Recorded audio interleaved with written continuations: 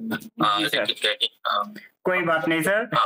तो मैं चाहूंगा कि चर्चा जैसा कि सर ने अभी अभी अभी ज्वाइनिंग किया है, और सभी को एक बार मैं विषय बता दूं कि विषय हमारा जो शीर्षक है, आरक्षित जो आरक्षित श्रेणी है, जो हमारी रिजर्व कैटेगरी है, उसको कैटेगराइजेशन किया जा रहा है, वर्गीकृत किया जा रहा है, और क्रीमी लेयर जो कंसेप्ट लाया जा रहा है, इस पर आज विषय है। तो इससे पहले विषय में हम पहुंचने से पहले मैं चाहूंगा कि जो भी हमारे प्रतिभागी पार्टिसिपेंट्स जुड़े हुए हैं, तो संविधान की प्रस्तावना का पाठ, जैसा कि हमारा कल्चर है, तो पाठ करने के लिए मैं आमंत्रित करता हूं। फिर मीटिंग को आगे बढ़ाते हैं। जो भी प्रतिभागी पाठ करना चाहें आए।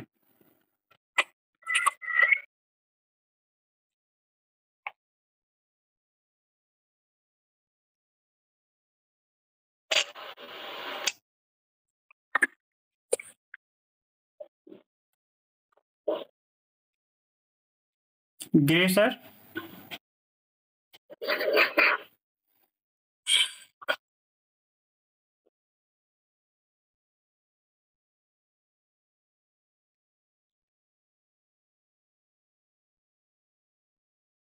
सिद्धार्थ, आप सुन पा रहे हैं?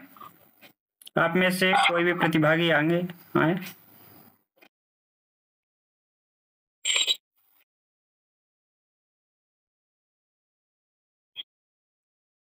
यस सर, आवाज आ रही है सर मेरी? हाँ, आपकी आवाज आ रही है जी। The Constitution of India, Preamble. We the people of India, having solemnly resolved to constitute India into a sovereign, secular democratic republic, and to secure to all its citizens justice, social, economic, and political, liberty of thought, expression, belief, faith, and worship, equality of status and of opportunity, and to promote among them all fraternity, assuring the dignity and the individual integrity of the nation. In our Constituent Assembly, this 26th day of November 1949, do hereby adopt, enact, give to ourselves this Constitution. Sangam Namami, Sangam Namami, Sangam Namami. Thank you Siddharth. मैं sir को, professor Mukesh Meena sir को welcome करता हूं, और once again एक बार topic आपके सामने repeat करता हूं। Categorisation of reserve category and creamy layer, इस पर आज सर का हमारा संवाद चर्चा है। जो भी प्रतिभागियों की तरफ से सवाल आए वो अंत में लिए जाएंगे। तो कृपया सभी प्रतिभागी से रिक्वेस्ट है कि एक अभी कोई जुड़ रहे हैं, शिवराम हिरवे, मैं इनसे परिचय ले लेते हैं किनके रेफरेंस से आ रहे हैं।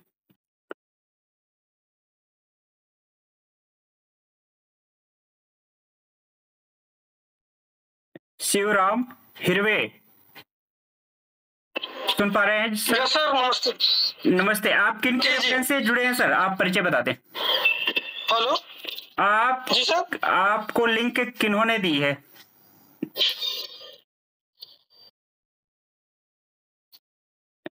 मेरे को एक मेरे साथी पीएचडी शोधार्थी साथी ने दी है। अच्छा, आप बता पाएंगे उनका नाम क्या? मुकेश राठौड़। ठीक है, बने रहिए सर। आप चर्चा को हम आगे बढ़ाते हैं, यही वेरीफाई करना था। ठीक है, अब मैं उनका वेलकम तो कर दीजिए, उनका वेलकम और धन्यवाद कर दीजिए। हम सभी प्रतिभागियों का वेलकम है। और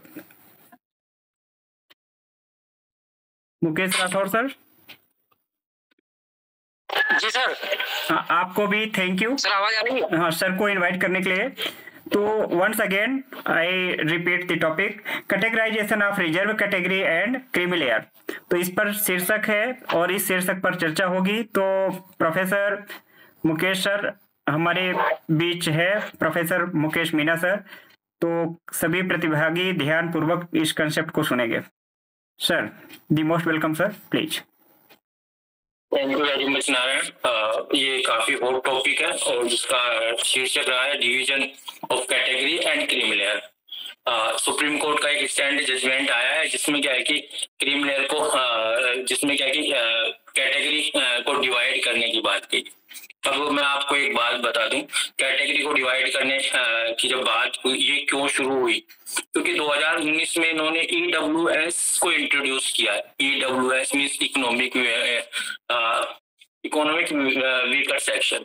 अब इकोनॉमिक वीकर सेक्शन की एक स्पेशल डेफिनेशन है, क्योंकि 2019 में जब EWS आया तो कुछ लोगों को लगा कि SC, ST, OBC जो सोशली बैकवर्ड है, सोशली और इकोनॉमिक बैकवर्ड है, ये तो EWS में आएंगे ही आएंगे।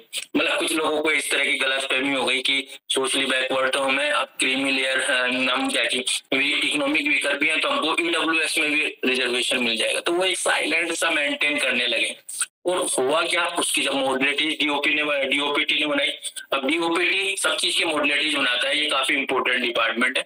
उसने मॉडलिटीज बनाई तो EWS की डेफिनेशन क्या थी, जो EWS जो SC, ST, OBC में उनको छोड़कर बाकी सब EWS में आ सकता है।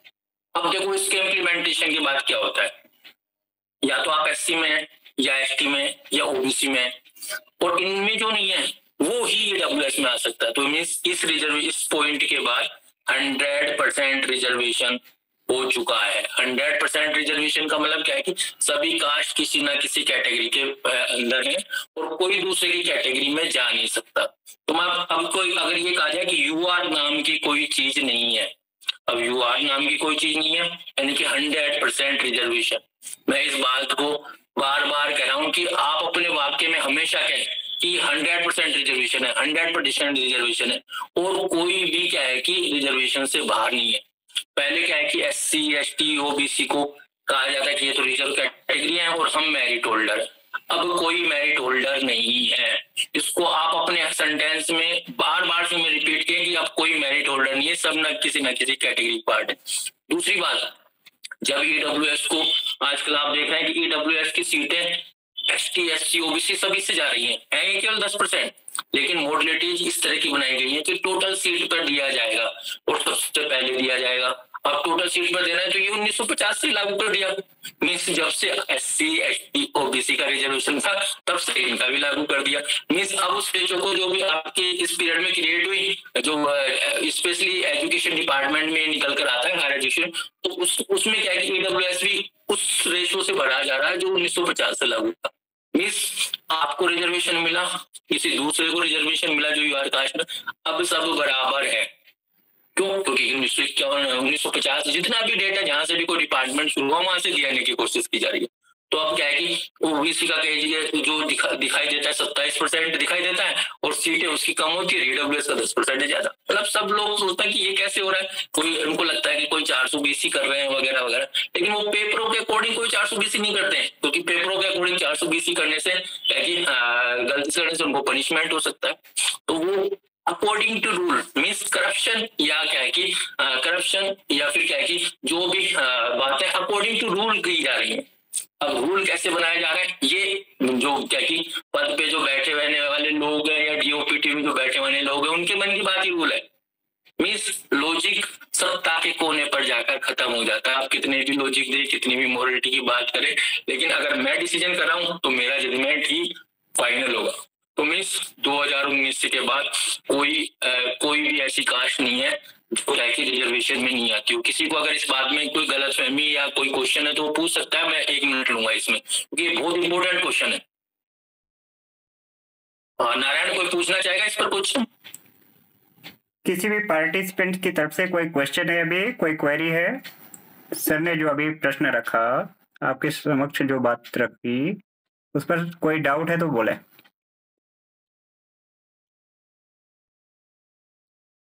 आई थिंक किसी का नहीं सर, प्लीज कंटिन्यू सर।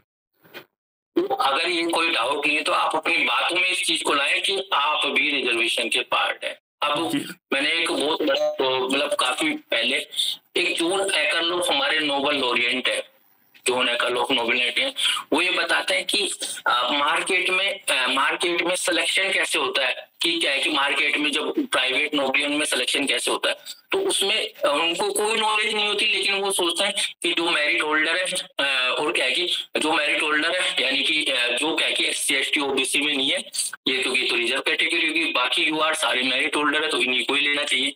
तो ये एक प्रचार टाइप का है, जिससे क्या है कि 10% जो सरकारी नौकरियां हैं और 90% जो प्राइवेट नौकरियां हैं उसमें आपके ऊपर SC ST OBC के नाम का ठप्पा लगाकर आपको क्या है कि मेरिट होल्डर, मेरिट वालों की श्रेणी से बाहर कर 90% से वंचित किया जाता है। तो आप क्या है कि जब से EWS आया तो EWS की मेरिट SC ST OBC से नीचे जाने लग गई। तो जब नीचे जाने लगी तो आप मेरिट होल्डर नहीं कर।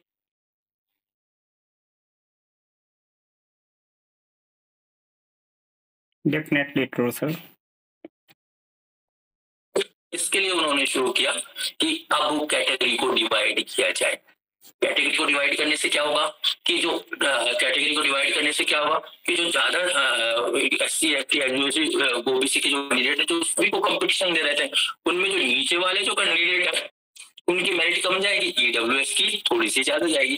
तो मिस जो मेरिट होल्डर होने का जो दम है वो खत्म हो जाएगा। तो अब 90% सीटें तो हुई हैं, 10% रिजर्व है। अब जो 10% रिजर्वेशन है इसके बारे में भी भ्रम है। वो क्या भ्रम है? वो एक सिंपल सा भ्रम है कि सारी जगह रिजर्वेशन है, सब सरकारी नौकरी में रिजर्वेशन है। ये एक गलतफहमी है, सभी सरकारी नौकरियों में रिजर्वेशन नहीं है। फौज में रिजर्वेशन नहीं है, CRPF या इस तरह की जो भी नेशनल इंपोर्टेंस के जो रिसर्च इंस्टीट्यूट है उसमें रिजर्वेशन नहीं है। और काफी लंबे समय तक तो प्रमोशन में भी रिजर्वेशन अब लगभग क्या है कि कई जगह खत्म कर दिया, कई जगह नहीं खत्म किया, क्योंकि सारी सीट्स तो डायरेक्ट भरी नहीं जाती। तो मिस 10% में भी आपका 5% में कोई रिजर्वेशन नहीं है। सेना, नेशनल इंपोर्टेंस, जितने भी IIT IIM इनको क्या है कि नेशनल इंपोर्टेंस का क्यों घोषित करने की कोशिश की जा रही है, क्योंकि इसके नाम पर रिजर्वेशन पॉलिसी को खत्म कर दिया जाएगा। तो मीन्स रिजर्वेशन होना और उसका इम्प्लीमेंटेशन होना दो अलग अलग बात है। UGC में दिल्ली यूनिवर्सिटी के हमने एक केस लड़ा था 803/2014, जिसमें क्या है कि दिल्ली यूनिवर्सिटी के वाइस चांसलर ने रिटर्न में कोर्ट में एफिडेविट जमा कराया कि university state he can operate it's reservation policy separately. University एक स्टेट है, वो अपनी रिजर्वेशन पॉलिसी सेपरेटली चला सकती है। अब जब अपनी रिजर्वेशन क्या है कि किसको कब रिजर्वेशन दे, कैसे रिजर्वेशन दे, उसका काम है। मीन्स क्या है कि इस एफिडेविट का मतलब ये था कि आपको जो UOPT के जो रूल रेगुलेशन है उनको भी मानने की जरूरत नहीं है। मीन्स आप किसी भी पोस्ट को अनलिमिटेड पीरियड तक पोस्टपोन करते रहे, आगे बढ़ाते रहे, और क्या है कि या फिर उसको NFS करते रहे। अब बहुत से लोग समझते हैं कि NFS क्या है, मीन्स पोस्ट होना, उस पर सिलेक्शन नहीं करना, ये एक तरह का सिंपल वर्ड में NFS है। तो इस तरह से क्या है कि EWS से मेरिट कम जाने के लिए, मेरिट कम जाने से पोल ना खुल जाए, इसलिए EWS का कैटेगराइजेशन किया जाने लगा। और कैटेगराइजेशन करने के बाद क्या है, कैटेगराइजेशन का उद्देश्य, अभी तो ये जजमेंट आया, देखते हैं इसका क्या होता है। तो उसका मेन उद्देश्य ये है कि EWS जो कैटेगरी की जो मेरिट जा रही है उसको कम करना, डाउन करना। मेरिट का ठप्पा जो इन्होंने ले रखा है, जो क्या है कि काफी फेक लिटरेचर पे डिपेंड है, वो इनको मिलता रहे। 90% सीटें जो प्राइवेट सेक्टर में जो अपॉर्चुनिटी है वो आपको मिलती रहे, और सरकारी में भी क्या कि बहुत सी सीटों को या तो खाली रख दिया जाए, या फिर क्या है कि या तो खाली रखा जाए, या फिर क्या है कि उनको नेशनल इंपोर्टेंट के इंस्टीट्यूशन, रिसर्च इंस्टीट्यूशन इस तरह से डिक्लेयर कर उनमें पॉलिसी फॉलो नहीं की जाए। IIM, एम्स, IIT या फिर क्या कि जिसमें जो क्या कि जो छोटे जो है रीजनल कॉलेजेस है उनको भी MNIT का दर्जा दे देकर इस तरह की पॉलिसी चलाई जा रही है। रिजर्वेशन को प्रमोशन में रिजर्वेशन इनमें क्योंकि सभी जगह तो डायरेक्ट रिक्रूटमेंट्स है नहीं, तो मीन्स जो 50% सीटें जो प्रमोशन से भरी जाती हैं उनमें खत्म किया जाए। जो नेशनल इंपोर्टेंट इंस्टीट्यूट्स हैं उनको डिक्लेयर करके, अननेसेसरी नेशनल इंपोर्टेंस का डिक्लेयर करके उनमें रिजर्वेशन पॉलिसी को बाइकआउट किया जाए। क्योंकि अब सेंट्रल यूनिवर्सिटी में ये कहा जाता है कि इनका जो कंस्ट्रक्शन है, इनका जो निर्माण है वो पार्लियामेंट के थ्रू से रूल से हुआ है, और पार्लियामेंट का रूल कॉन्स्टिट्यूशन के नियम के बराबर है, और एक कॉन्स्टिट्यूशन के नियम की दूसरे कॉन्स्टिट्यूशन के नियम से कोई तुलना नहीं की जा सकती, दोनों बराबर है, दोनों का पालन करना जरूरी है। तो इसलिए इसलिए क्या है कि उनके जो कमेटियां हैं वो डिसाइड करेंगे कि रिजर्वेशन पॉलिसी हो या ना हो। अब मतलब क्या कि एजुकेशन लेकर आप ऐसे ट्रैप में फंस जाते हैं कि आप क्या कि 30-35 साल अपने 25 साल तो मिनिमम समझ लिया अगर आप क्या कि अच्छी एजुकेशन लेते हैं, और 30-35 साल जिस ट्रैप में फंस जाते हैं उसमें अगर आप क्या कि सीईटी ना बने तो फिर क्या कि आपका तो जीवन से ही बेकार हो जाता है। तो मीन्स क्या कि जो डिवीजन ऑफ कैटेगरीज है इसके पीछे बड़ी पॉलिसी है कि मेरिट जो क्या कि SC ST OBC की आगे जा रही है उसको कम करने की कोशिश है। उसके द्वारा क्या कि जो मेरिट का सर्टिफिकेट है ये मेंटेन करने की कोशिश करी जा रही है, जिससे प्राइवेट सेक्टर में आपका रोल बना रहे हैं, आपकी धाक बनी रहे। हर कोई क्या है कि किसी भी कंडीशंस में आपके लोगों को ले, आपकी जो कम परसेंटेज जो जा रही है SC ST OBC में उसकी पोल ना खुले। अब इसमें प्रॉब्लम क्या है कि हर किसी कैटेगरी में कुछ कास्ट ऐसी रह जाती है जिनका क्या है कि पार्टिसिपेशन कम हो जाता है, वो सिलेक्शन मोड थोड़ा सा कम रह जाता है। अब कम रह जाता है तो क्या कि क्योंकि अभी कम रह जाता है तो क्या कि आप एक साइड बात करते हैं कि जैसे मंडल कमीशन 1991 में जब मंडल कमीशन लागू हुआ और 1993 में जब क्या कि मंडल कमीशन को लागू करने की बात हुई तो जनसंख्या के प्रपोर्शन में आपको रिप्रेजेंटेशन केवल इसीलिए नहीं दिया गया कि कोर्ट ने कहा कि 50% तो मेरिट के थ्रू आने ही चाहिए, 50% मेरिट के थ्रू आने चाहिए। इसका मतलब क्या है कि हम क्या है कि मेरिट के सिद्धांत जो एक नेचुरल जस्टिस का सिद्धांत है उसको बाईपास नहीं कर सकते, लेकिन EWS के मामले में आपने बाईपास कर दिया। मीन्स आपने 50% में 10% रिजर्वेशन और कर दिया। सुप्रीम कोर्ट के खुद के जो जजमेंट है उनमें कोई कंसिस्टेंसी नहीं है। मीन्स टाइमली आप कहते हैं कि 50% से ज्यादा रिजर्वेशन नहीं जाता और टाइमली आप कहते हैं कि 50% से ऊपर 10% जो दिया गया है उससे कोई मतलब नहीं है। क्यों? क्योंकि क्या है कि ये जो सारा रिजर्वेशन का पॉलिसी आया ये 1932 में जो पूना पैक्ट अम्बेडकर और गांधी के बीच में हुआ। वैसे गांधी ने उस पर साइन नहीं किए थे, उस पर साइन किए थे मदन मोहन मालवीय ने। तो गांधी अम्बेडकर जी और मदन मोहन मालवीय जी के बीच में जो पैक्ट हुआ उसके थ्रू पूना पैक्ट है। वो पूना पैक्ट क्या था और उसमें प्रॉब्लम क्या थी? पूना पैक्ट से पहले सांप्रदायिक प्रसारण की बात थी, सांप्रदायिक अवार्ड की बात थी, जिसमें सभी कास्ट को उनके पॉपुलेशन के अकॉर्डिंग रिजर्वेशन दिया जाता था। अब यानी कि आप क्या है कि पॉपुलेशन के अकॉर्डिंग रिजर्वेशन नहीं देना चाहते। क्यों? क्योंकि आपको पॉपुलेशन के अकॉर्डिंग रिजर्वेशन दे तो आपको क्या है कि 50% की सीमा से ऊपर जाना पड़ेगा।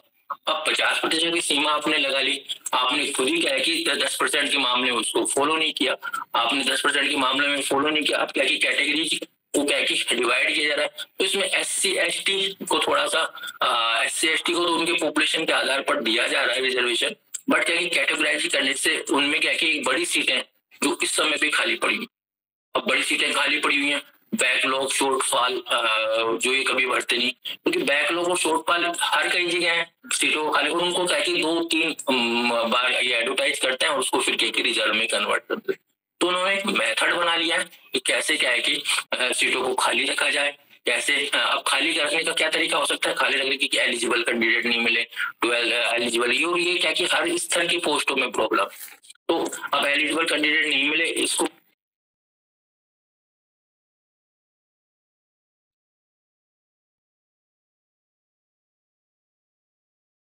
वो एक कैटेगरी में फंस कर रह जाएंगे, दूसरी कैटेगरी में बहुत से लोग ऐसे होंगे जो क्या कि एलिजिबल भी नहीं होंगे। अब इस कैटेगराइजेशन के कारण क्या होगा?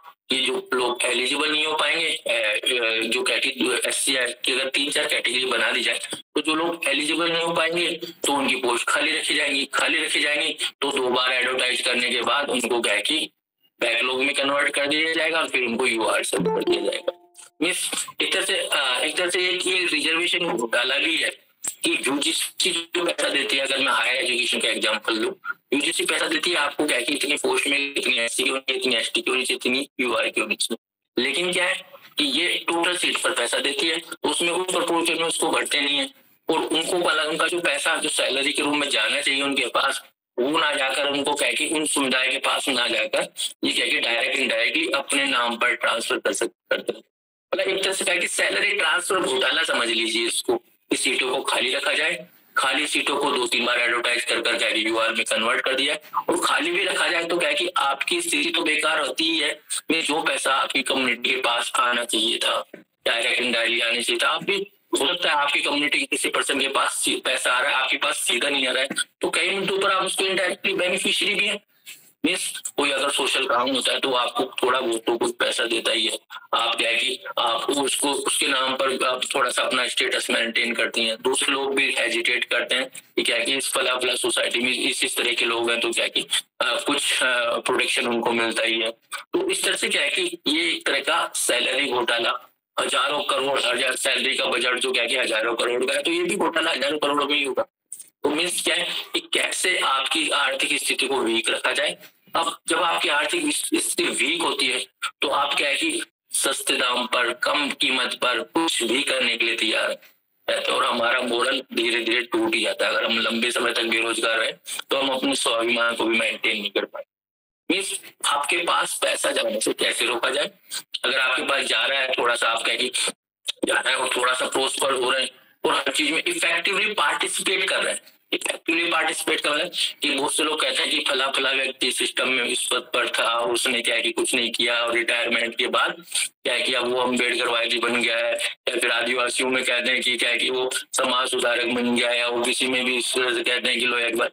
एक्चुअली एक पद पे बैठे व्यक्ति की कोई हैसियत होती ही, जब तक आप इफेक्टिव पार्टिसिपेशन नहीं होगा आपका में, तो तब तक आप क्या है कि आप उस सिस्टम के अकॉर्डिंग काम करने पड़े। सिस्टम के अकॉर्डिंग का मतलब क्या है, सिस्टम में जो प्रभावी पार्टिसिपेशन रखता है, आपके ऊपर का और नीचे का व्यक्ति कोई, बस आप एक स्टेप के रूप में वो डिसाइड कर रहे होते हैं, या फिर क्या कि एक डिपार्टमेंट को दूसरा डिपार्टमेंट कंट्रोल कर रहा है, वो डिसाइड करते हो कि आपको क्या करना है क्या नहीं करना है। तो एक पोस्ट से, एक व्यक्ति से ऐसा कुछ होने वाला है कि है ही नहीं। मीन्स डिसीजन क्या है कि आपको इफेक्टिव पार्टिसिपेशन होना जरूरी है। और इफेक्टिव पार्टिसिपेशन तो क्या है कि कुछ SC ST ओबीसी में कुछ कैटेगरीज का, कुछ लोगों के सोसाइटीज का होने लग गया था। जिन सोसाइटीज का इफेक्टिव पार्टिसिपेशन होने लगा तो उनको मेंटली टॉर्चर करना या फिर क्या है कि किसी तरह से हार्म करना पॉसिबल नहीं था। अब इंडिया में करप्शन सबसे बड़ी इंडस्ट्री है। आधे काम क्या है कि किसी काम को, चलते हुए काम को रोकना और रुके हुए काम को करना, ये सबसे बड़ी इंडस्ट्री है। और इस करप्शन का बेनिफिट कौन ले रहा होता है? इस करप्शन से लाखों करोड़ रुपए हर साल उनके पॉकेट में जा रहे होते हैं जो सिस्टम में इफेक्टिव पार्टिसिपेशन रखते हैं। और जाते किनके पास है? जो इफेक्टिव पार्टिसिपेशन नहीं रखते। मीन्स आपको नॉर्मल काम कराने के लिए भी क्या है कि पैसा देना पड़ रहा है ना, और नॉर्मल काम कराने के लिए, और तो क्या है कि और पैसा आपकी मेहनत का है ना, आपके पास कुछ नहीं है ना। तो मीन्स लोगों ने कुछ अपने ऐसे अधिकार बना रखे हैं कि किसी का कोई भी काम हो रहा है तो उसको क्या है कि रोकना है, और रोककर उससे अपना पैसा वसूल करना है, और फिर क्या है कि उसका वही जो अकॉर्डिंग टू रूल था वही काम करना है। तो मीन्स जब तक सिस्टम में किसी का इफेक्टिव पार्टिसिपेशन नहीं हो, जब तक सिस्टम में इफेक्टिव तो सरकारी क्षेत्र के काम तो होंगे ही नहीं, प्राइवेट सेक्टर के भी नहीं होंगे। मीन्स प्राइवेट सेक्टर डायरेक्टली और इनडायरेक्टली पार्ट या depend on government institutions. Bank हजारों करोड़ों के लोन दे रहे हैं, हजारों करोड़ों के लोन दे रहे हैं, और किसको दे रहे हैं? आपके पास तो नहीं आ रहा। आप में कहते कोई भी देश छोड़ के नहीं भागा, कोई भी क्या है कि हजारों करोड़ लेके इंडिया से छोड़कर नहीं भागा। तो मीन्स कौन भाग रहा है? ये करप्शन का पैसा किसके पास जा रहा है?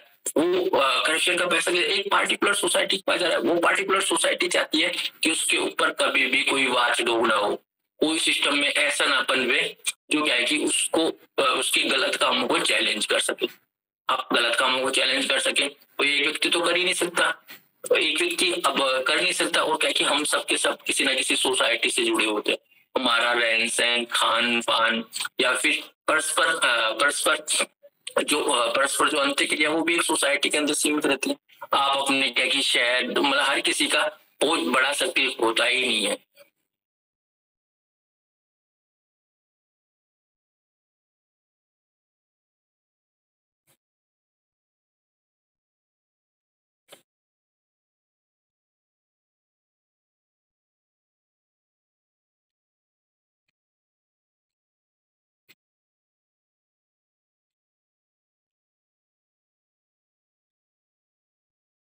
तो जाएगा पैसा आपकी साथ कर सकता है होता है, या फिर क्या कि अपने आप को भगवान भरोसे छोड़ देना। मीन्स ये सारी की सारी बातें भगवान को तो कोई नहीं मानता, या माने या नहीं माने वो हमारा पर्सनल वो है। लेकिन क्या है कि सिस्टम के भरोसे छोड़ देना भी भगवान के भरोसे छोड़ देना ही। सिस्टम किसकी बात करेगा? सिस्टम उसकी बात करेगा जो उसके लिए में डिसीजन लेने के लिए एलिजिबल है, और एक व्यक्ति जो डिसीजन ले रहा है, सुप्रीम कोर्ट के जजों की इसी तरह डिसीजन पद पे बैठे हुए व्यक्ति के मन की बात ही रूल। एक रूल की आप 5 तरीके से व्याख्या कर सकते हैं। अब जब आप 5 तरीके से व्याख्या कर सकते हैं तो निश्चित रूप से आप कौन सी व्याख्या करेंगे जो आपके अनुकूल हो। आपके अनुकूल क्या है, जो आपके क्या है, जिससे आपकी क्या की वेल्थ प्रॉपर्टी इंक्रीज हो रही है, आपकी नहीं, आपकी क्या की सोसाइटी की इंक्रीज हो रही है, या आपके जो नॉर्म्स वैल्यू है उसके अकॉर्डिंग इंक्रीज हो रही है। तो मीन्स कैटेगराइजेशन जो क्या की कैटेगरी करने का जो उद्देश्य है, उद्देश्य ये है कि किसी का भी इफेक्टिव पार्टिसिपेशन ना हो इन कैटेगरी की मेरिट वापस ईडब्ल्यूएस क्या है कि जो एससी एसटी ओबीसी उससे भी नीचे जाने लग जाए, उससे नीचे जाने लग जाए तो क्या कि आपकी मेरिट की पोल ना खुले, मेरिट की पोल ना खुले तो आपको क्या प्राइवेट सेक्टर में आपकी मोनोपोली बनी रहे।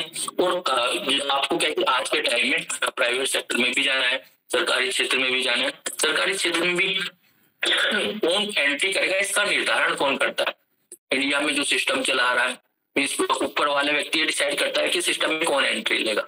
अब सिस्टम में जब आपके लोग ही नहीं है तो आप एंट्री लेने का तो प्रश्न ही नहीं उठता। तो मीन्स क्या है कि दूसरा, फिर सिस्टम में स्मॉल पार्ट में अगर क्या की कैटेगरी को डिवाइड कर दिया जाए तो एक बड़ी समस्या और उत्पन्न होती है। वो क्या समस्या है? रोस्टर की समस्या। अब लोगों ने 13 पॉइंट रोस्टर जिन्होंने देखा है तो वो जानते हैं कि 7वीं पोस्ट एससी की बनती थी। क्यों? डीओपीटी के अकॉर्डिंग। डीओपीटी के रोस्टर को मैंने चैलेंज किया, मेरा 40 पेज का एक आर्टिकल है, उसको मैंने नारायण को भी भेजा है, पर क्या कि बड़े बड़े जो स्कॉलर हैं वो उस पर अफसोस नहीं करते, क्योंकि वो लगता है कि उनको लगता है कि रोस्टर के ज्ञाता हम ही है। छोटे मोटे लोग और भी हो सकते हैं हमारे जैसे, और क्या कि वो उनको ज्यादा पब्लिकली कहना नहीं चाहते। तो मीन्स उसमें जैसे आप स्मॉल पार्ट 15 के हिसाब से 15 सप्ते 105 7वीं सीट बन रही थी या 7वीं सीट बन रही थी, और एसटी की 7.5 के हिसाब से क्या कि 13वीं 14वीं सीट बन रही थी। तो इस तरह से क्या कि जो सीटें बन रही थी, अगर इसको क्या कि अगर इसको सपोज एससी के रोस्टर को अगर क्या कि 7.5 में डिवाइड कर दिया, 2 पार्ट में डिवाइड किया 7.5 और 7, तो इसकी भी पहली सीट कहाँ पर बनेगी? वही वहां पर बनेगी जहाँ पर एसटी की बन रही है 13वीं 14वीं पोस्ट बनी। और बहुत से डिपार्टमेंट ऐसे हैं जिसमें 13वीं 14वीं पोस्ट कभी आती ही नहीं। अब मैं आपको यूजीसी का एग्जांपल देता हूँ। मेरा दिल्ली यूनिवर्सिटी का थोड़ा सा रहा है। 1956 में यूजीसी ने का रूल है यूजीसी का, जिसमें क्लियरली उन्होंने कहा है कि जो भी गवर्नमेंट फंडेड इंस्टीट्यूशंस हैं उनको क्या रिजर्वेशन पॉलिसी फॉलो करनी पड़ेगी। अब बहुत से तो माइनॉरिटी इंस्टीट्यूशन कि उन्होंने सारी, जैसे ये सिख कम्युनिटी के जो कॉलेज है, खालसा कॉलेज, 2 तो खालसा कॉलेज है दिल्ली में, 1-2 माइनॉरिटी के क्रिश्चियन कॉलेज है, ये रिजर्वेशन पॉलिसी फॉलो ही नहीं करते। क्यों?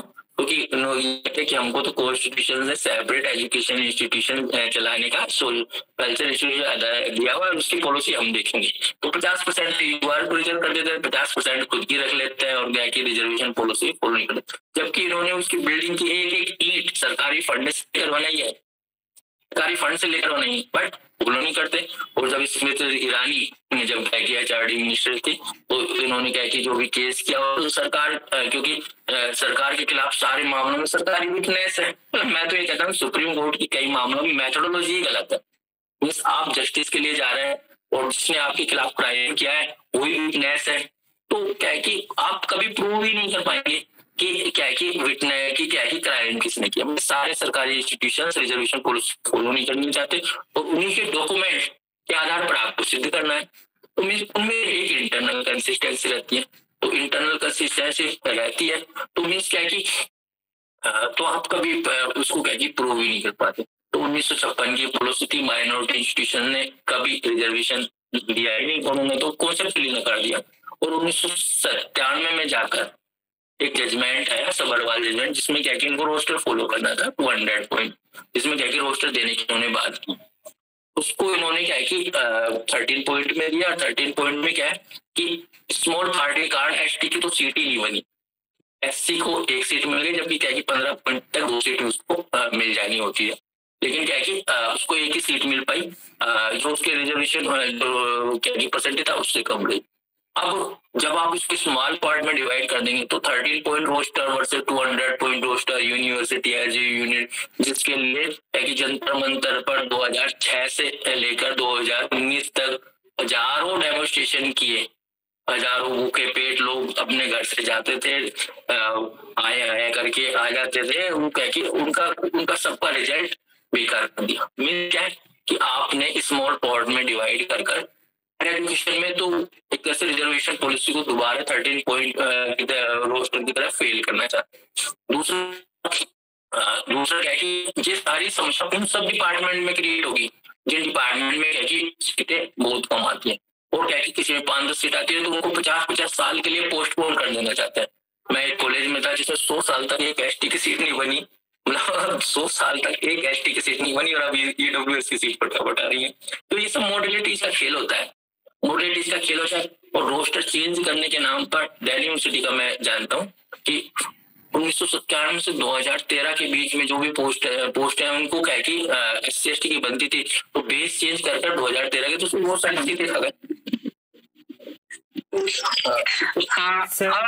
यहाँ पर सर मैं 1 सेकंड के लिए माफी चाहता। हाँ गिरीश, अपना क्वेश्चन 1 सेकंड था, आप क्वेश्चन कीजिए जी।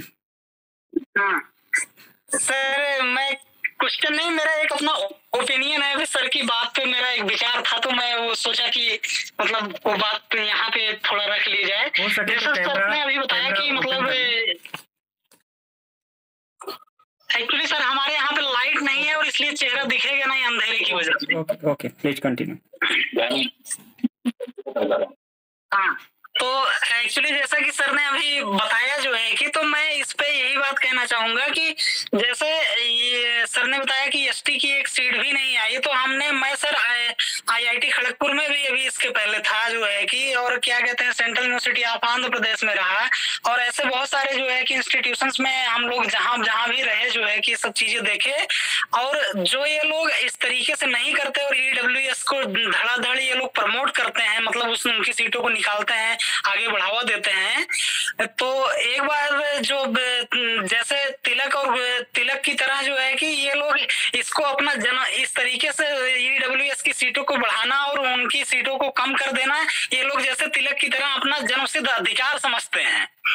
और इसके अलावा भी सर जो है कि होता क्या है कि जब बच्चे अगर 1-2 बच्चे पहुंच भी गए जो है कि अगर वो कंप्लीट करके जो है कि, तो ये लोग क्या काम करते हैं कि उन बच्चों को इतना हरेस करते हैं वहां के इंस्टीट्यूशंस में, और कंप्लेंट देने पे वहां के जो प्रोफेसर से ही रहते हैं, जो so called upper caste society के जो रहते हैं, वो उनकी कंप्लेंट पे कुछ कार्रवाई भी नहीं करते जो है कि, जिसको मैंने प्रत्यक्ष रूप से जो है कि मैंने ये सब चीजें central university of Andhra Pradesh में जो बहुत ही रिनोन्ड इंस्टीट्यूट माना जाता है, वहां भी ये सब सारी चीजें मैंने देखी। तो ये सर जो बता रहे हैं ये मतलब पहले मुझे भी लगता था कि नहीं भाई जो है कि टीचर, हम लोग जितने आइडियलिस्टिक थॉट हम लोग रखते थे कि नहीं टीचर हैं तो टीचर बहुत जो है कि सर्वमान्य होते हैं, सम्मानित होते हैं, मतलब सबके लिए निष्पक्ष तौर पे सब स्टूडेंट का भला सोचते हैं। लेकिन बाद में जो है कि हम लोगों को भी धीरे धीरे एकेडमिक्स में आज करीब 9-10 साल हो गए रहते हुए, हम लोगों को भी पता हो गया कि नहीं हर जगह जो है कि आज भी एकलव्य का अंगूठा काटने के लिए शिक्षा व्यवस्था में द्रोणाचार्य जैसे शिक्षक मौजूद हैं। बस मैं यही बात कहना चाहता था सर, धन्यवाद। ऐसा तो सभी का अनुभव है, इस पर ही सर अभी बात रख रहे हैं कि वो आप जो सर कंसेप्ट दे रहे हैं उसको आप कंप्लीट होने दीजिए, है ना।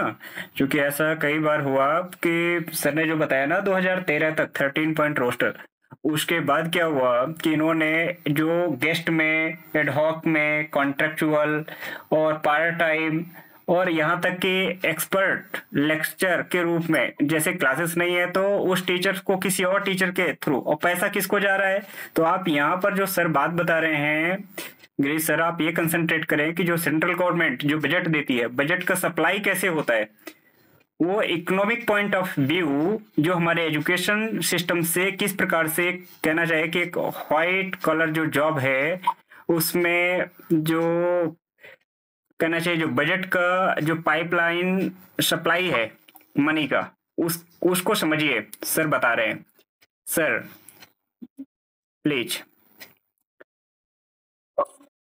वैसे जो क्या कि ये अभी कहा गया है तो इसमें ये है कि एक्चुअली मेरा एक थोड़ा सा अपने साथियों से थोड़ा सा कॉन्ट्रडिक्शन होता है कि ये जो फेक हिस्ट्री, मैं इसको फेक इसलिए बोलता हूँ कि मैं ये नहीं चाहता कि सभी इसको फेक बोले, है ना, बट मैं चाहता हूँ कि जो फेक हिस्ट्री से जो सर्टिफिकेट इनको दिया जाता है ना, वो बड़ा गलत है, क्योंकि वो 90% जो क्षेत्र है उसमें केवल एक एडवर्टाइज ही काम करता है। एडवर्टाइज में क्या है कि जो सबसे बेस्ट है उसको लिया जाएगा, और सबसे बेस्ट क्या है कि उसको मापने का कोई मापदंड नहीं है। मैं ये बात मेरी खुद की नहीं है, एक जॉन एकरलोफ जो नोबेल लॉरिएट है उनकी बात कर रहा हूँ कि मार्केट में जितने भी प्राइवेट सिलेक्शन होते हैं तो वो केवल जो इंटरव्यू लेने वाला व्यक्ति होता है उसको पता नहीं होता कि कौन ठीक है कौन ठीक नहीं है, वो तो काम करेगा तब मालूम पड़ेगा। तो वो केवल मार्केट के परसेप्शन के आधार पर डिसीजन लेता है, और मार्केट में परसेप्शन कैसे बनता है कि सब कहते हैं मैं मेरिट होल्डर हूँ, मैं मेरिट होल्डर हूँ, मैं तो हजारों साल से मेरिट होल्डर हूँ, और जब हम कहते हैं कि हम हजारों साल से मेरिट होल्डर नहीं है तो 90% सीट से हम क्या है कि वैसे बाईपास हो जाते हैं। और इस कारण क्या है कि ये जो सीटें हैं SC ST OBC के अलावा जो बाकी सीटें हैं वो एक तरह से दूसरे पार्ट के लिए रिजर्व हो गई हैं। क्यों? क्योंकि उसमें तो मेरिट के आधार पर लेना है, और आप क्या है कि किसी केवल 5 मिनट के प्रेजेंटेशन से किसी दूसरे का विचार बदल ही नहीं सकते। क्यों? क्योंकि वो तो क्या है कि पूरा हिस्टोरिकल बैकग्राउंड लेकर बैठा हुआ है, उन पे वो क्या है कि मरने मारने के लिए तैयार है। तो एटलीस्ट आप क्या है कि अगर जो भी हिस्ट्री के पॉइंट है ना, आपका जो भी विचार हो सकता है, लेकिन क्या है कि उससे इनको सर्टिफाई करना बंद कर दी। क्यों? क्योंकि जितने भी, जैसे मैं कई बार कहता हूँ कि मुगल राजपूत है ना, मुगल राजपूत में क्या है कि किसी को पता नहीं है ये मुगल, आज को ये भी मुगल नहीं मिलता है ना, राजपूत का कब किससे लड़े उनकी तो क्या कितने लोगों को कहानी है, तो वो एक दूसरे को सर्टिफिकेट देते हैं कि इधर हम थे उधर आप थे, आप बहादुर इधर हम बहादुर, बाकी तो सब पब्लिक है घास फूस है वो है, जबकि उनकी हाइट देखो है ना 5 फुट ये लोग है ना, और क्या कि जिस तरह का खान पान है कुछ न कुछ, वो क्या कि ओलंपिक में भी कुछ नहीं कर पा रहे मतलब भाला फेंक दे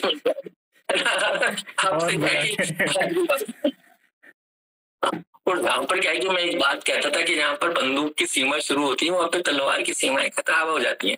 इस बहादुरी अब क्या है कि साइंटिफिक रह गई है। आप सोचोगे क्या कि मैं तलवार चला लेता हूँ ना, और दूसरे वाले के पास बंदूक है। कितने टाइम से 500 साल से अंग्रेज केवल या यूरोपियन केवल एक ही बात से सर्वाइव कर पाए कि उनके पास बंदूक है ना, आपको तो लड़ने की जरूरत ही नहीं है। आज भी क्या है कि वो कहीं पे सीधा युद्ध करने जाते ही नहीं, वो पहले हमेशा ऐसे डिस्ट्रॉय कर देता है।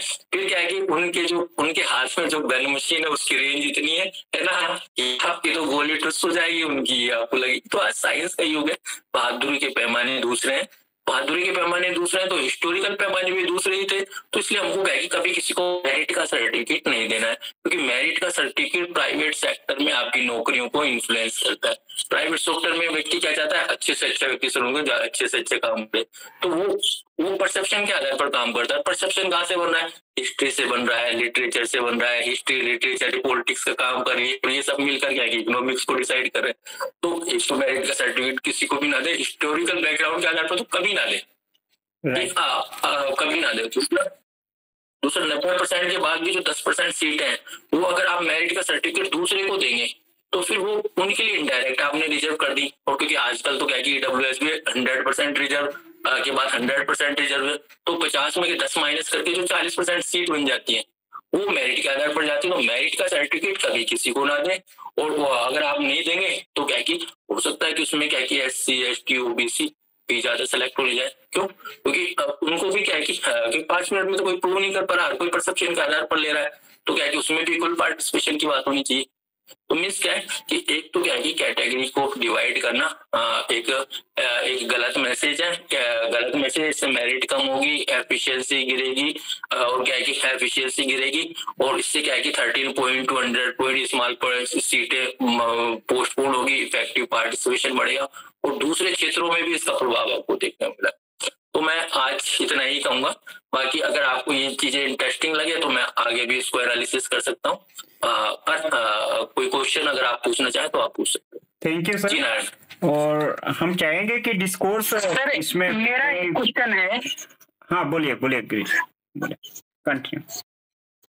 सर मेरा एक मतलब महत्वपूर्ण क्वेश्चन ये है कि जैसे ये प्राइवेट सेक्टर ये लोग जो ये कर दे रहे हैं, तो ऐसे इकोनॉमिक्स के रिसर्च स्कॉलर होने की वजह से हम लोग एक चीज, मुझे थोड़ा सा कई बार मन में ये प्रश्न बार बार कौंधता है कि जैसे मतलब जो भी इसमें लोग काम करते हैं तो वो कंपनियां जो हैं वो मतलब मजदूरों के और हम मतलब जो वर्कर्स होते हैं और जो और भी लोग जो होते हैं उनके द्वारा, उनके टैक्सों के द्वारा वो कंपनियां चलती हैं जो है, तो फिर उसमें उनको रिजर्व मतलब गवर्नमेंट को फिर उसमें भी रिजर्वेशन देने की भागीदारी करनी चाहिए।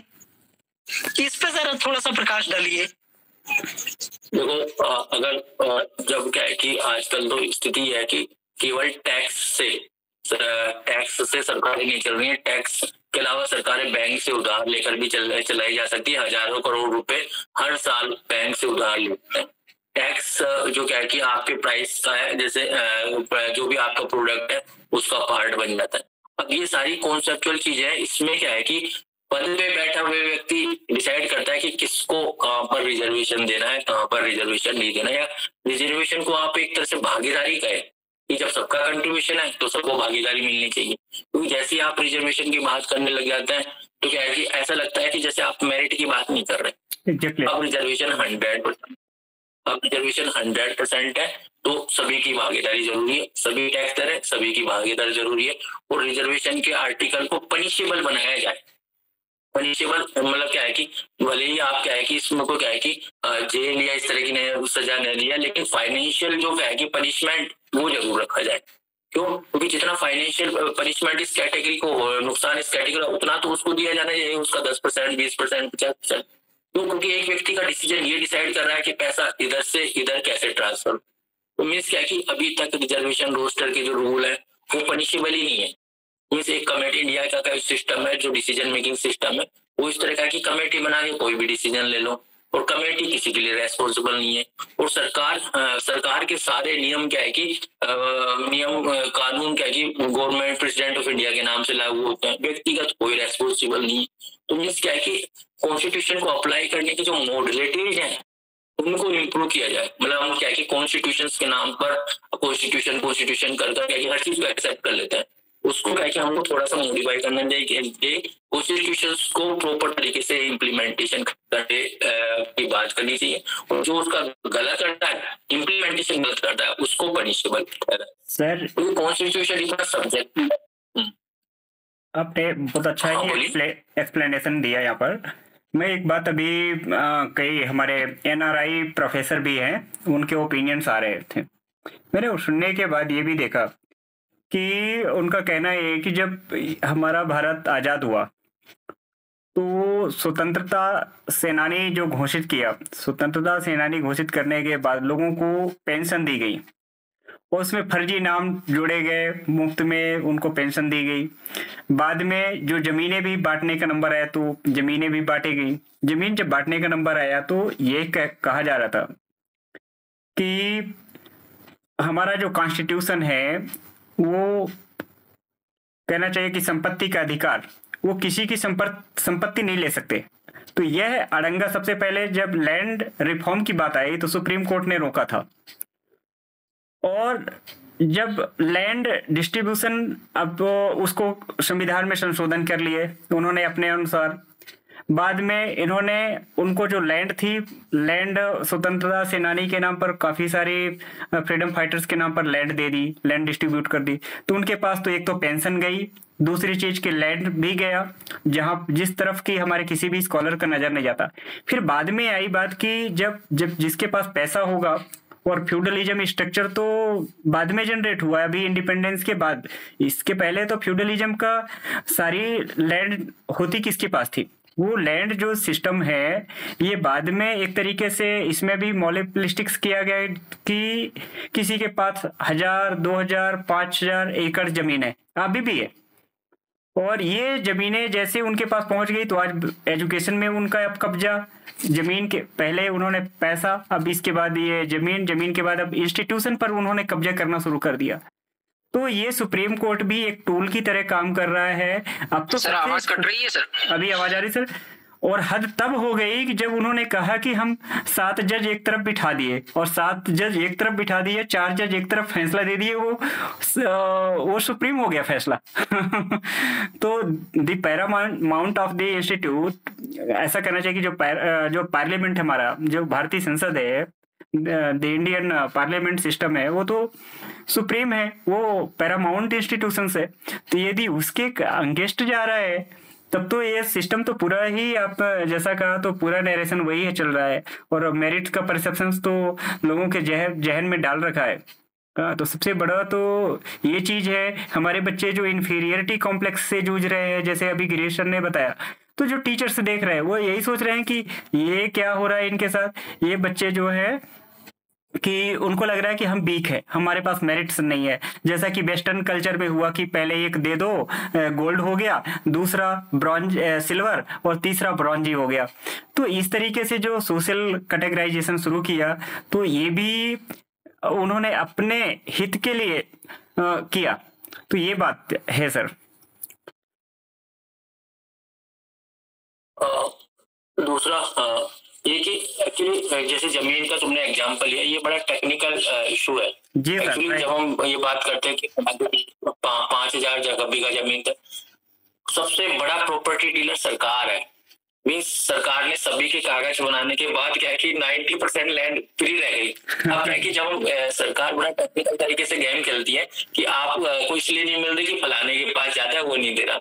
वास्तविकता बात यह है कि फलाने की भी लेने की जरूरत नहीं है, आपको जो बेकार पड़ी है वही दे दो। तो इस क्या कि सरकार गेम खेलती है कि आपको दूसरे से लड़ा देती है ना, दूसरे को आपसे लड़ा देती है। जैसे किसान आंदोलन के टाइम में क्या है कि मजदूरों से क्या कहा गया कि क्या है कि ये जो प्राइस बढ़ जाएंगे फूड ग्रेन के तो तुमको कुछ मिलेगा नहीं, तो उनकी जम के पिटाई की, है ना। SC/ST आंदोलन 2019 में हुआ, उसमें क्या है कि ये कहा गया कि SC/ST रिजर्वेशन ले जाएंगे तो उनकी भी खूब लोगों के ऊपर केस आज भी है।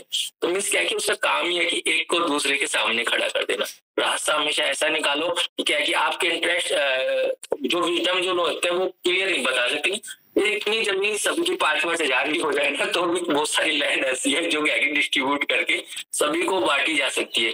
और क्या है कि ये एक वर्ल्ड लेवल का गेम है कि सारी पॉपुलेशन इंडिया में कंसंट्रेट कर लोगों के पास बेकार जमीन पड़ी हुई है, लेकिन क्या है कि लेकिन क्या है कि उनको क्या है कि इसको इसलिए नहीं दी जा सकती, तो ये इसकी है, ये इसकी है, ऐसे कहकर इसको लड़ाने की कोशिश की जाती है। तो इस वास्तविकता में क्या है कि फ्यूडल सिस्टम और क्या है कि लैंड होल्डर का भी जिस तरह से सरकार ने क्या है कि फूड ग्रेन और एग्रीकल्चर को डिमोरलाइज किया है या प्राइस कम किया, तो वो भी कुछ नहीं है।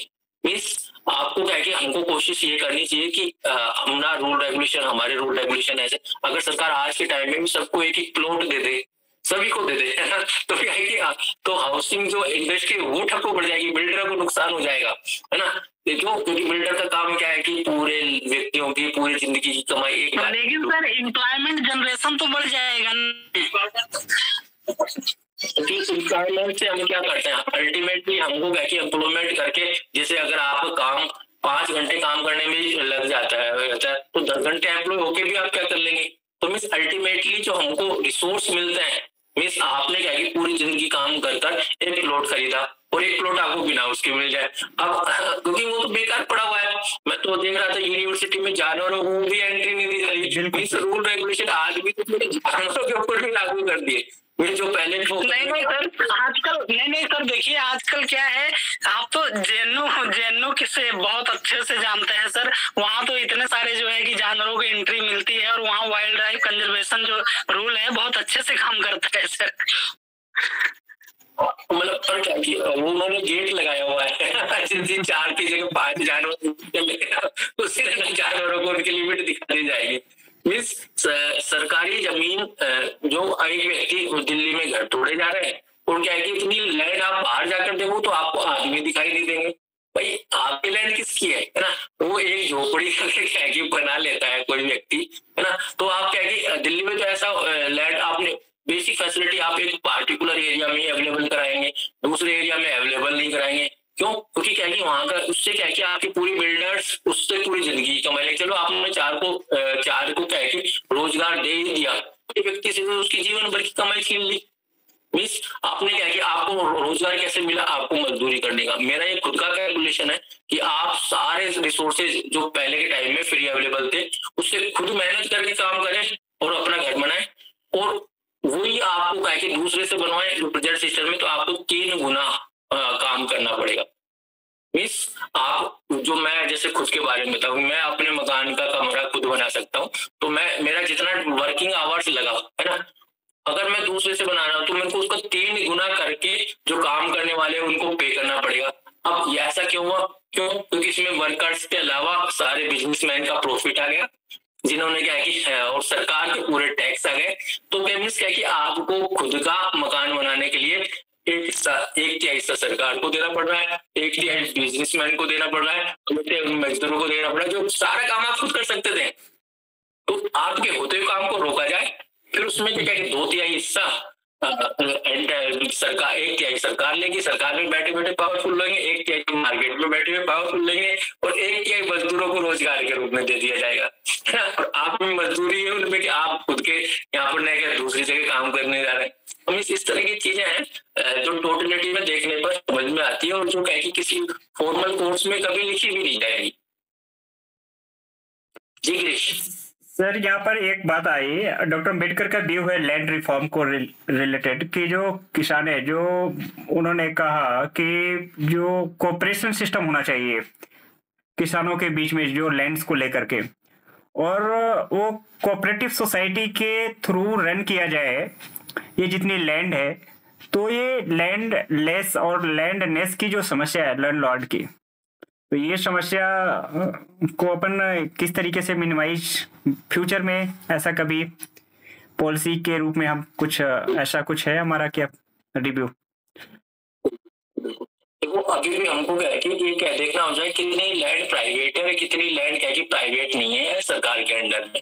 अब सरकार के अंडर में जो लैंड नहीं है, प्राइवेट है, प्राइवेट लैंड है नहीं है, तो वो तो किसी को डिस्ट्रीब्यूट किया जा सकता है, वहां पर कोई भी सिस्टम अप्लाई किया जा सकता है, कोऑपरेटिव या किस तरह का अपने, वो सारा का सारा बिजनेसमैन को एक साथ 1 रुपए वर्ग मीटर पे देने का है ना, उसमें मजदूरी कराने की जरूरत थोड़ी है। आप क्या है कि वो किसी को 1 रुपए वर्ग मीटर पे अगर किसी भी व्यक्ति को दे दे, तो क्या कि वो तो खुद के उसको कल्टीवेट कर सकता है, वो अपना सिस्टम कोऑपरेटिव बनाए या वैसा बनाए, कोऑपरेटिव भी बना सकता है। अगर उसके पास रिसोर्स नहीं है तो कोऑपरेटिव बना कर सकता है। बट क्या है कि इसको प्रॉब्लमेटिक करने के लिए इम्प्लीमेंटेशन मेन प्रॉब्लम, इम्प्लीमेंटेशन करता है कि भाई आपके पास कम लैंड है, इनके पास ज्यादा लैंड है, और हमारा डेमोक्रेटिक सिस्टम है, ये आपके खिलाफ वोट करेंगे, आप इनके खिलाफ वोट करेंगे, कोई रिजल्ट निकलेगा नहीं।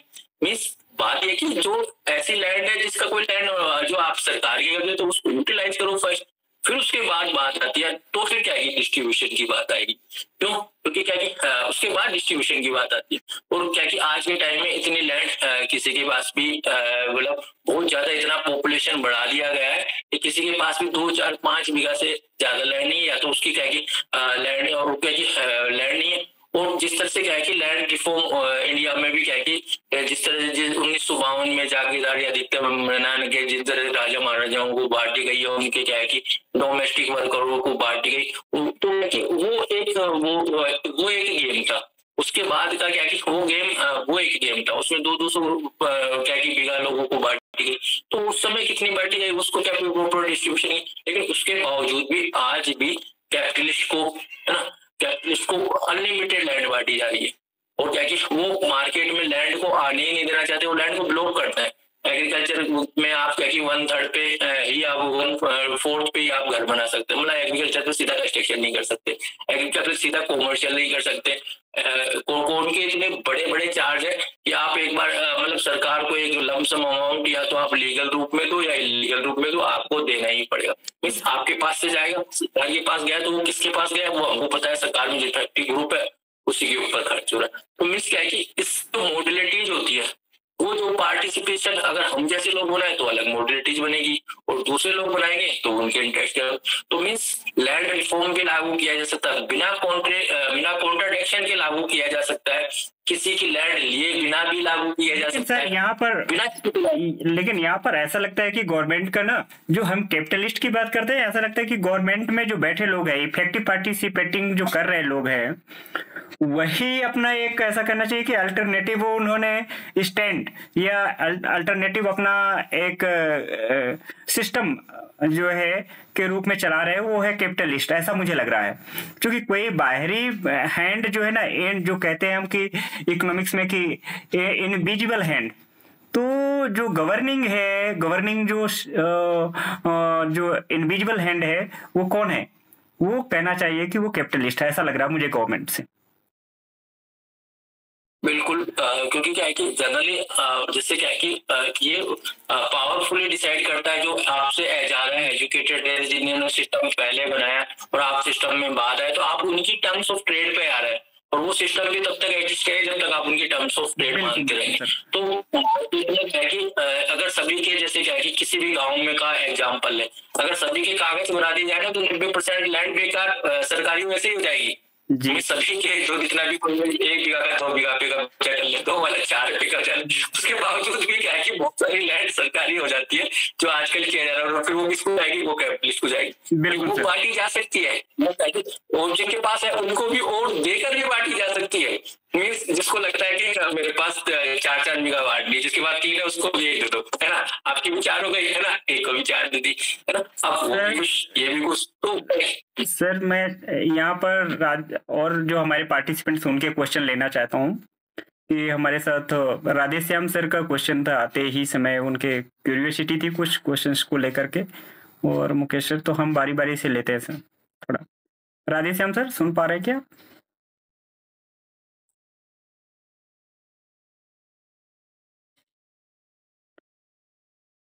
Radheshyam sir,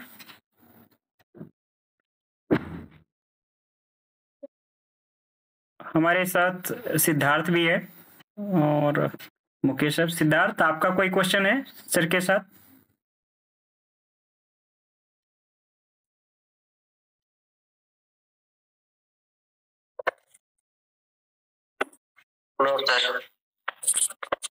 okay Mukesh sir.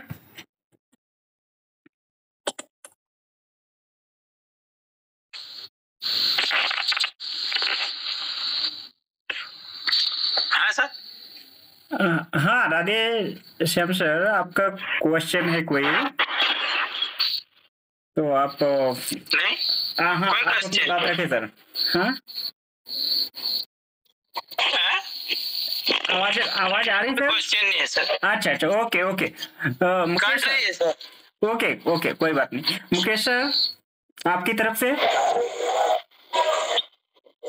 Sir मैं सर से पूछना चाहूंगा जी कि जो मतलब आरक्षण की जो से ये अभी नीति आ रही है, इनसे बचने के लिए क्या मतलब हमें कोई उपाय, कैसे उपाय करना चाहिए? जो कुछ पॉलिसीज हमारे विरुद्ध बनाई जा रही है, उनके बचाव के कोई उपाय सर?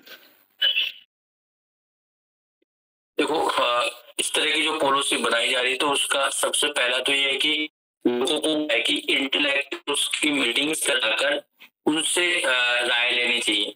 क्योंकि क्या है कि अगर हम क्या है कि इंडिविजुअली जैसे क्या है कि जितने भी लोग हैं बार बार से में वो करते हैं, और लोगों से दूसरे लोगों से भी कोऑर्डिनेट करना चाहिए। मतलब अपने प्लान में कम से कम 50% लोगों को शामिल करना चाहिए, और इनकी जो मीटिंग्स जो इंटेलेक्चुअल्स को जो प्रमोट कर उनकी एक नेशनल पहले स्टेट लेवल पर मीटिंग कराकर और क्या कि उसके डिसीजनों को इम्प्लीमेंट करना चाहिए। तो जो आपकी साइड से जो आप इंटेलेक्चुअल है वो जो डिसीजन लेगा वही आपके फेवर में बेस्ट होगा। और क्या है कि उसमें डेमोक्रेटिक वे रखें, किसी एक को बहुत ज्यादा वेटेज ना दें, उसके पीछे एक पूरी कमेटी रखें। मीन्स इस जिले का रिप्रेजेंटेटिव ये हो गया, दूसरे जिले का रिप्रेजेंटेटिव ये हो गया, क्योंकि उनकी जो बात होती है वो पूरी स्टेट की बात होती है। और रिजर्वेशन इम्प्लीमेंटेशन के लिए क्या है कि अपने जिला स्तर पर कमेटियां बना लें। बिल्कुल, कमेटियां बनाने के बाद क्या है कि कमेटियां बनाने डिपार्टमेंट, मैं तो कहता हूँ कि गवर्नमेंट का जो गवर्नमेंट स्ट्रक्चर को ही हमें फार्मुलेट करना चाहिए सोशल में। जब तक हम सोसाइटी को, हमारा जो सोसाइटी है ना, आवाज स्ट्रक्चर में है। अभी आवाज आ रही सर? अभी आवाज आ रही है मेरी? सर आवाज कट रही है सर आपकी। अभी आ रही है? हाँ आ रही है सर। हाँ, मैं ये कह रहा था सर कि हमारा संविधान से पहले जो समाज था, तो उसमें भी हमारे मुकद्दम होते थे, हमारे प्रधान होते थे, हमारे महतो होते थे। इस तरीके से समाज का एक सोशल स्ट्रक्चर था। लेकिन कॉन्स्टिट्यूशन आने के बाद जो हमारा स्ट्रक्चर है, उसमें भी हमें सोशल स्ट्रक्चर में भी रिफॉर्म करने की जरूरत है। कॉन्स्टिट्यूशनल स्ट्रक्चर जब तक हम स्टेब्लिश नहीं करेंगे सोसाइटी में, तब तक, जैसा कि अभी प्रोफेसर सर कह रहे थे कि कमेटियां बनानी चाहिए, एग्जैक्टली यही मैं भी सोचता हूँ कि जब तक ये चीजें नहीं आएंगी, उनको डिस्कशन एक कॉन्स्टिट्यूशनल फ्रेमवर्क में जब तक वो सोचने के लिए अपने विचार, अपनी अभिव्यक्ति, अपनी आइडियाज और सोशल जो कंसर्न है वो जब तक नहीं इनपुट होंगे, तब तक हम कुछ आगे ड्राउट अच्छा नहीं कर पाएंगे सोसाइटी के लिए। सर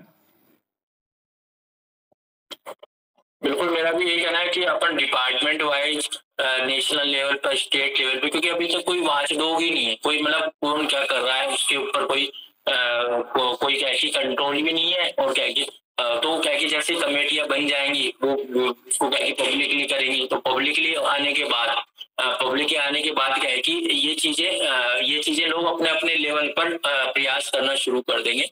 और क्या है कि जब तक आपके पास एक डिटेरेंट कैपेसिटी डेवलप नहीं होगी, जैसे अगर मैं आवाज उठाता हूँ, मेरे को कुछ प्रॉब्लम आती है, तो मेरे को कहाँ पर जाना है वो जब तक हम डिसाइड नहीं करते, तब तक क्या है कि जो डिसीजन है उनका ना तो विरोध किया जा सकता है, ना आपके डिसीजन को इम्प्लीमेंट किया जा सकता है। तो मीन्स मिनिमम डिटेरेंट कैपेसिटी आपको डेवलप करनी पड़ेगी। हर डिपार्टमेंट पे क्या है कि रिजर्वेशन इम्प्लीमेंटेशन कमेटी बनानी पड़ेगी। स्टेट लेवल पर हर डिपार्टमेंट की, नेशनल लेवल पर हर डिपार्टमेंट की, इवन जिला स्तर पर हर डिपार्टमेंट की। तो ये एक बड़ा काम है। और उसके बाद क्या है कि ये कमेटियां जैसे क्या है कि प्राइवेट सेक्टर्स के लिए भी बनानी पड़ेगी, जो पॉलिसी है उनको इम्प्लीमेंटेशन के लिए बनानी पड़ेगी, तो तब जाकर एक मिनिमम डिटेरेंट कैपेसिटी डेवलप हो सकती है, वरना इनकम्प्लीट एफर्ट्स कभी सक्सेस नहीं। जी राइट सर, बिल्कुल आपने सर हमारी ये जो सोशल रेमेडीज कॉन्स्टिट्यूशनल, ये बिल्कुल एग्जैक्ट यही इसी फ्रेमवर्क से चलेंगे, तभी हम कुछ समस्याओं का समाधान कर पाएंगे। मुकेश सर, आई थिंक आप इससे सेटिस्फाई होंगे। जी धन्यवाद सर। हाँ, आवाज आ रही है जी। तो आप और इसमें कुछ बात आप चाहते हैं तो कर सकते हैं sir. Mukesh sir. No thank you sir.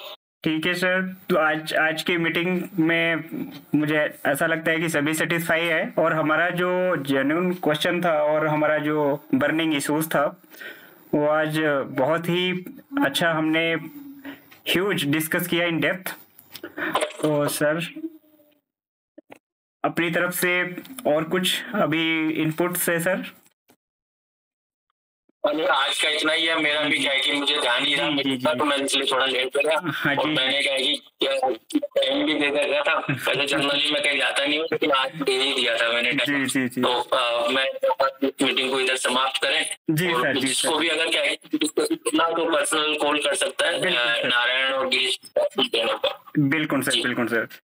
तो सभी हमारे पार्टिसिपेंट्स और प्रोफेसर मीना सर को, मुकेश मीणा सर को थैंक यू सर, बहुत बहुत साधुवाद सर, आपने आज समय दिया। और आज हमने जो हमारा संविधान का नाम लेते ही भावनात्मक हो जाते हैं, उसे हमें कहीं ना कहीं रेशनल सोचना पड़ेगा। और जैसा कि सर ने फ्रेमवर्क दिया है, और हमारा जो कॉन्स्टिट्यूशनल मेथडोलॉजी है और कॉन्स्टिट्यूशनल जो मोरालिटी है, उस पॉइंट को हमें थोड़ा सा क्रॉस रोड निकल करके सोचना पड़ेगा। और ये हमारा वीकली जो यूनिवर्सिटी सत्य शोधक समाज, जो विश्वविद्यालय सत्य शोधक समाज है, या कहना चाहिए यूनिवर्सिटी ट्रूथ सीकर्स सोसाइटी है, तो इसमें जो इंटेलेक्चुअल्स है, मुकेश सर स्कॉलर शोधार्थी, पीएचडी शोधार्थी मुकेश सर, तो मैं ये चाहता हूँ कि इस तरह से यदि डिस्कशन करेंगे तो हमारे जो यूनिवर्सिटी के जो स्कॉलर है, इंटेलेक्चुअल्स है और यूनिवर्सिटी में, तो निश्चित ही हम जब तक विचारों को एक दूसरे के साथ शेयर नहीं करेंगे, तब तक हमें पता ही नहीं चलेगा कौन किस दुनिया में, कौन किस मेथडोलॉजी के साथ काम कर रहा है। तो हमें ये मेथडोलॉजी, एक जो हमारा थिंकिंग एबिलिटी, थिंकिंग एटीट्यूड, जो जब तक नहीं डेवलप होगा तब तक हम इन चीज़ों को सोच नहीं पाएंगे, वो हमारे सिर में आएंगी ही नहीं। तो इस तरह से भी हमें सोचना चाहिए। तो मैं आज बहुत बहुत आभारी हूँ प्रोफेसर मुकेश मीणा सर को, और बहुत बहुत साधुवाद sir. Thank you sir. Thank you. नमो बुद्धाय। जय भीम। नमो बुद्धाय। जय Bhim sir. Thank you sir. जय भीम सर।